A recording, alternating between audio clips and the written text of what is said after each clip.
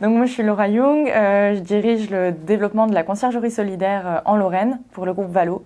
Donc c'est le groupe Valo qui a pris une affiliation au réseau national de la conciergerie solidaire qui est né en 2010 à Bordeaux et qui s'est sémé un petit peu partout en France. Il n'y en avait pas en Lorraine, donc le groupe Valo qui est un regroupement d'entreprises sociales et solidaires a pris cette affiliation-là pour répondre aux besoins qu'il y a sur le territoire. On fait du service pour donc les habitants ou les salariés, ça peut être du pressing, la livraison de courses, trouver une solution de garde d'enfants, livrer un colis, voilà, c'est plein de prestations différentes.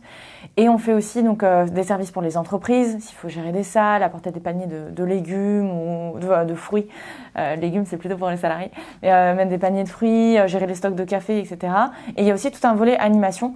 Donc là, sur les temps forts du calendrier, ou alors sur des thèmes que les entreprises ou que les quartiers veulent proposer, donc que ce soit autour de la mobilité douce, du développement durable, du mieux manger. Nous, on peut faire des animations pour créer du lien entre tout le monde et puis rendre un peu vivant le lieu d'habitation ou le lieu de travail.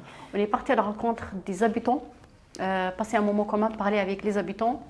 Et puis, je prévois d'aller quand même chercher les courses d'une locataire qui est âgée, handicapée, chez elle, au Leclerc.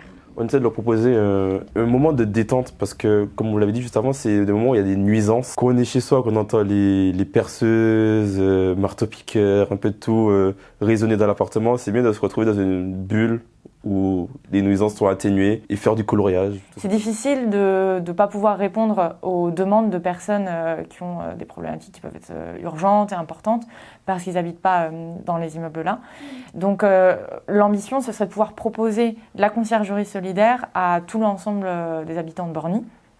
Donc l'idée là, ce serait d'avoir une participation d'acteurs publics ou alors d'autres bailleurs sociaux pour pouvoir ouvrir plus longtemps et accueillir plus de monde.